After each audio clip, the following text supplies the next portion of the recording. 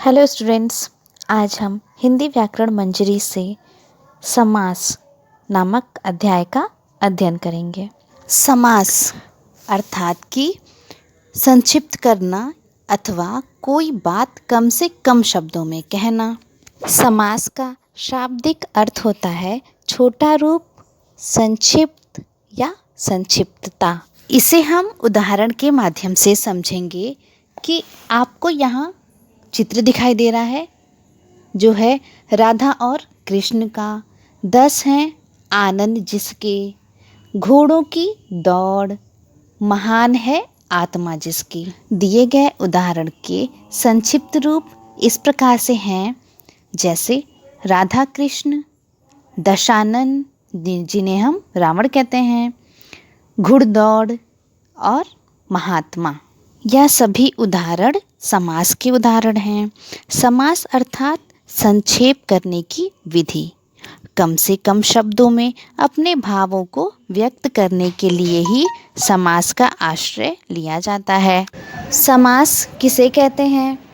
समास की परिभाषा है जब दो या दो से अधिक शब्दों के मेल से नए स्वतंत्र शब्द की रचना हो तो इस प्रक्रिया को समास कहते हैं। संधि और समास में एक अंतर होता है। वहाँ पर जब संधि की हम बात करते हैं तो संधि में हम दो वर्डों के मेल को संधि कहते हैं, यानी कि वहाँ पे दो वर्ड होते हैं जिनका हम मेल करते हैं। और समास में हम दो शब्दों को मिलाते हैं, अर्थात परस्पर संबंध रखने वाले दो या दो से अधिक शब्दों का मेल समास कहलाता है। जैसे लंबोदर यानी लंबे उदर वाला, नवरात्रियों का समूह यानी नवरात्रि, लाभ और हानि। समास के अंतर्गत हम समस्त पद, पूर्व पद तथा उत्तर पद की बात करते हैं। समस्त पद क्या होता है? समास रचना से बनने वाला शब्द समस्त पद या सामसिक शब्द कहलाता है। पूर्व पद यानी समस्त पद के दो पदों में से पहला पूर्व पद कहलाता है। और उत्तर पद समस्त पद का दूसरा पद उत्तर पद कहलाता है। इसे हम उदाहरण से समझेंगे। यहाँ समस्त पद, पूर्व पद और उत्तर पद की तालिका दी हुई है। यहाँ पर माता पिता, मार्ग व्यय, देवदूत और राधा कृष्ण यह आपके समस्त पद हैं, यानी समास के यह संक्षिप्त रूप हैं। इसके बाद आपका है पूर्व पद यानी कि पहला पद। तो यहाँ आपने देखा माता, मार्ग, देव और राधा, यह आपके पहले लिखा हुआ है यानी कि पूर्व पद हुआ। और पिता, व्यय, दूत, कृष्ण यह आपका उत्तर पद कहलाया यानी कि बाद का पद। पूर्व यानी पहला, उत्तर यानी बाद का पद। यही हमारा समस्त पद, पूर्व पद और उत्तर पद है। समास के मुख्यतः 4 भेद होते हैं। पहला तत्पुरुष समास, अव्ययी भाव समास, द्वंद्व समास और बहुव्रीहि समास। तत्पुरुष समास किसे कहते हैं? जिस समास में दूसरा अर्थात उत्तर पद यानी कि बाद का पद प्रधान हो उसे तत्पुरुष समास कहते हैं। जैसे देशवासी यानी देश का वासी। यहाँ पर तत्पुरुष समास में दोनों के बीच आने वाले परसर्गों का लोप हो जाता है, यानी वह परसर्ग जो है वह दिखाई नहीं देते। जैसे देश का वासी वाक्य में हमने का शब्द का लोप कर दिया और देशवासी शब्द कहलाया। विभक्तियों के अनुसार तत्पुरुष समास के निम्नलिखित 6 भेद हैं।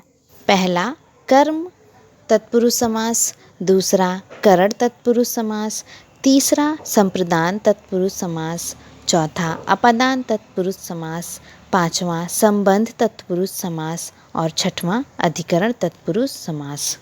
इन सभी विभक्तियों में को, से, के लिए, का आदि शब्द आते हैं। पहला है हमारा कर्म की विभक्ति का लोप, यानी कि यहाँ पर को जो कर्म है और वहाँ पे को शब्द का लोप हो जाएगा।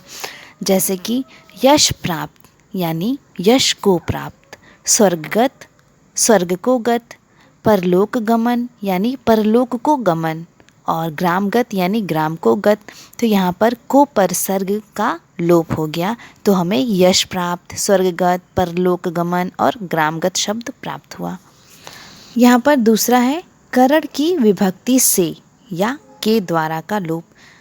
यहाँ भूखमरा, तुलसीकृत, मनमना, ज्ञान युक्त, यहाँ पर से और द्वारा का लोप हो गया, जिससे हमें भूख से मरा यानी भूख मरा, और तुलसी द्वारा कृत यानी तुलसीकृत, और मनमना यानी मन से मना, ज्ञान युक्त यानी ज्ञान से युक्त।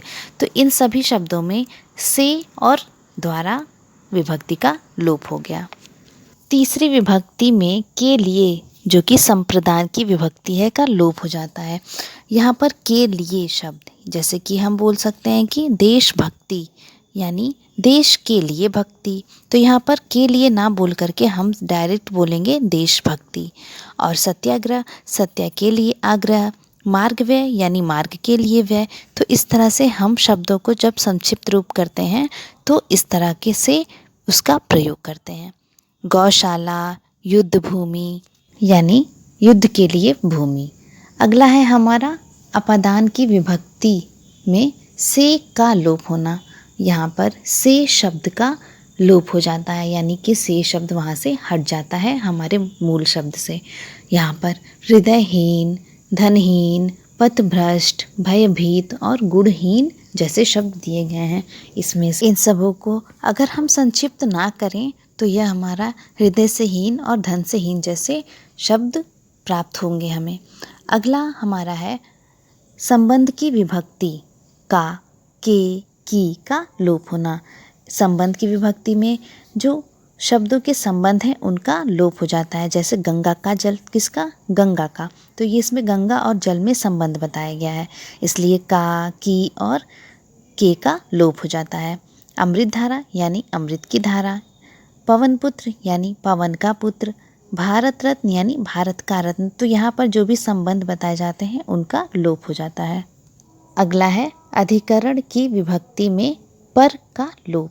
यहाँ पर अधिकरण का तत्पुरुष समास में पर और में शब्द का लोप हो जाता है। जैसे लोकप्रिय यानी लोक में प्रिय, गृह प्रवेश यानी गृह में प्रवेश, सिर दर्द अर्थात सिर में दर्द, आत्मविश्वास यानी आत्मा पर विश्वास। तो यहाँ पर में और पर जैसे शब्दों का लोप हो जाता है, उनको हम प्रयोग में नहीं लाते। आज के अंश में हमने समास की परिभाषा तथा समास के भेदों पर चर्चा की। आगे के अंश में हम तत्पुरुष समास के उपभेदों के बारे में जानेंगे। आज का अभ्यास प्रश्न है कि क्वेश्चन नंबर 1, समास किसे कहते हैं? परिभाषित कीजिए। आप लिखेंगे जब दो या दो से अधिक शब्दों के मेल से नए स्वतंत्र शब्द की रचना हो तो इस प्रक्रिया को समास कहते हैं। क्वेश्चन नंबर 2, समास के कितने प्रकार हैं? समास के निम्नलिखित 4 प्रकार हैं। पहला तत्पुरुष समास, दूसरा अव्ययी भाव समास, तीसरा द्वंद्व समास और चौथा बहुव्रीहि समास। क्वेश्चन नंबर 3, विभक्तियों के अनुसार तत्पुरुष समास के कितने भेद हैं? उत्तर लिखेंगे। पहला कर्म की विभक्ति, दूसरा करण की विभक्ति, तीसरा संप्रदान की विभक्ति, चौथा अपादान की विभक्ति, पांचवा संबंध की विभक्ति और छठा अधिकरण की विभक्ति। इन सभी प्रश्नों के उत्तर आप अपनी उत्तर पुस्तिका में लिखेंगे। इसके आगे का अंश हम अगले वीडियो में पढ़ेंगे। Thank you, have a nice day.